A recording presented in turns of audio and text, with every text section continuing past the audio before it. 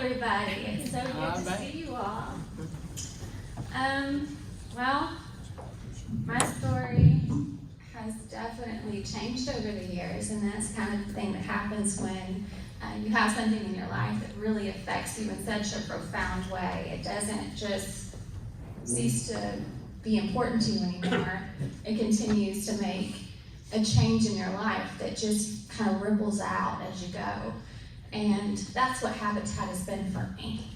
I've heard a lot of little pieces of kind of how I feel about my story come through with Peggy and talking about looking back and Mary. Some of the things that you said, you'll definitely understand where I'm saying about little parts of her story is definitely part of mine as well. When I first started out my Habitat journey, I remember the first person that came to me and said, have you ever thought about getting a Habitat house? I was living in poverty housing, and there was just so many things going wrong with my place, and I owned it. It was a trailer, and it was built between 1976 and 1978, and it was actually called a matchbox trailer. If that gives you any idea. When I bought it, when we were buying it, I was thinking, we're going to flip this place, we're going to get us a nice house, it's going to be awesome. But we didn't expect there would be so many things wrong underneath the surface. And we definitely didn't expect that I would get really sick. And I went 2 years without being able to work. And things just kept piling up and piling up and piling up. We had, I think at one point, we got to where we had 13 leaks at one time. And that meant we had to replace our floors for, I think it was the third time in the kitchen, second time in the living room. And then shortly after that happened, our breaker box, it was all messed up. We realized there was cross wiring and that wasn't great, and we had to get that fixed. Our utility bills about $400 or $500 a month. So yeah, it was really awesome. It was a really great experience. It was very stressful. I had 4 kids, and having the life that I had before being a mom, I thought about the kind of parent I wanted to be. And it wasn't anything like the ones I had. I wanted to provide a safe place for my children. I wanted them to feel loved and cared about, and I wanted them to know that they matter in this world. In this world, they're not invisible. They're not nobody. They're strong. They're independent, and that they can be whatever they want to be. But it was hard to do that as the world was tumbling around us. I remember when I was 31, I remember just taking a bath, and I just bawled my eyes out because I thought, I never seen this to be the way my life would be. I thought after I got out of that house that I grew up in, that my kids, they'd have what they needed. I'd have a roof over our head. We would be living not so much the glamorous life, but we would be normal, you know? We'd have food on the table. We'd have clothes. We'd have everything we need. We'd be cozied up, nice and warm on the couch, watching something in the middle of winter. Winter wouldn't be a time where we were worried about freezing. And I just didn't want that for my kids. And now I was to the point where I was looking at my dreams, my aspirations, and I was thinking, why can't I provide these things? Because I work hard. I do everything I possibly can. I'm a good person. I love people. I'm giving. I'm caring. Why? Why does this happen? And the thing about growing up the way that I did, I learned really early on that you don't ask for help, because either one, people will help you and they will have expectations for you, or they'll help you and you've got to do them a favor afterwards, and it's usually not a good one. Or People will deny you, and they'll look at you like you're garbage, and they'll walk away. And that's what I got early on. So no thank you. When somebody asked me, why don't you think about Habitat? I was like, I'm not having somebody give me a home. No, I've worked hard for everything I have. It may not be much, but I have worked hard for it. And then I got to a point where I was like, oh man, I really can't do this. And my friend asked me again, have you even really thought about it? They don't just give you a home. They don't do that. Like, you actually have to work for your home. You work for it. You help build those walls. And not only are you helping build your own house, but you're helping other people get the very same thing. You're helping other people build homes. So I was like, wow, this is actually something I can be proud of. I can hold my head up high. So I researched it. I didn't make enough money because you have to actually be able to afford to pay for a mortgage so that they can keep the ball rolling and help other people. So I worked even harder. I moved up in my job, and I was so excited. I looked at my numbers and I was like, yes, I got this. I put in my application. I was so excited. So fast forward a little bit, I got accepted, went through the process, was excited about it. And then after we got accepted, it was in November. It was like, I can't remember what year. I'm really bad at this. I think it was 2012. So 10 years ago, we got accepted. And then just about 5 months later, it was in February, my math is probably wrong right now, our trailer burned down and we lost our home.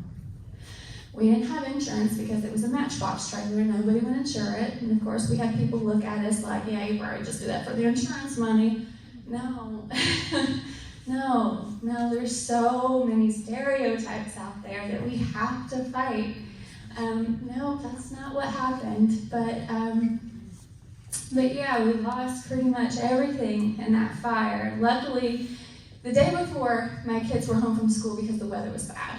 The next day, my kids had to go to school, and I was at work, and my husband at the time, the kid's father, he had went, I think, to go pay our taxes for the trailer, which is pretty ironic. But yeah, he went to go pay the taxes. He came home, and he could barely get to the back, so we lived at the very end of the trailer park, and there was these fire trucks, and where the kids' bedrooms were, there was just this gaping hole. And it was so bad that my daughter's television was one of those great big huge box TVs. It was melted all the way down, you couldn't even see it, you didn't even know where it was. And my boys had a bunk bed, and it was metal, and it melted down into itself. So I thought, oh my God, the worst part was my kids' rooms. I could have lost my children. I could have lost my kids. The most important thing in my life. And I didn't know what we were going to do. We didn't have a home yet, and who would take in 6 people? It's kind of crazy. And I'm not the type of person that asked for help. I didn't know what was going to happen. And I had my Habitat family who reached out to me and who loved on us. And I had friends at work who, even though I was kind of to myself, they cared about me too. And they reached out to me. And I seen something. I seen that there are people out there who care. There are people out there who love you and who are willing to help you if you need it. And that was a new experience for me, because as a child, I wasn't able to go to my parents. As a child, I wasn't able to go to police officers or anything. I wasn't able to get any kind of help at all when I was a kid or as I grew. And so for me, that opened up a doorway that later became wide open. So we got our house, and the story doesn't stop there. I was in an abusive relationship. And Habitat can fix a lot of things, but so there's some things that you just can't fix. You have to work on yourself, and you have to work on what is good for you and what's not good for you, and make a lot of tough decisions. There's something about when you live in a state of survival that everything, you don't connect what's okay and what's not okay, because you're just trying to live, you're trying to survive, you're trying to make things happen for yourself, you're trying to make things happen for your family, and you don't realize the danger that you're in. Well, once we got our Habitat house built, I realized that I've accepted a lot of people into my life that wasn't good for me. My mom wasn't there for me. She wasn't the best role model for me, and she spoke a lot of things to me that probably wasn't the best and really messed with my mental state. And my husband at the time was, it just wasn't really good for me. And I remember feeling weak again. And I remember starting to feel like I didn't have any power. And I remembered what it felt like to hammer those nails into my house. I remember what it felt like to stand on the stage and talk about my story. I remember what it felt like to be on the Women's Build Committee. I remembered what it felt like to have power and to feel strong and to think that something looked so out of my hands, something that looked so inconceivable that I could accomplish, and I accomplished it. I accomplished it with people who cared. And I realized that even though I was scared and I didn't know how we were going to make it, I was able to leave that abusive relationship. I was able to get out of it, and I was able to find someone to help me, and I moved on. I got out of that, and now me and my kids and my new husband, I've learned what love looks like, and I've learned it from people like you. From the people that stood up. It started with you all for me. And because of that, my kids are on their own journey. My daughter is a mom to 2 beautiful boys. And watching her and seeing her pick a man who, oh my God, loves her so much.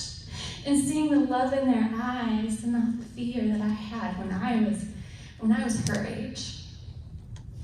And my other kids, to watch them trying to pursue stuff and heal and just be themselves.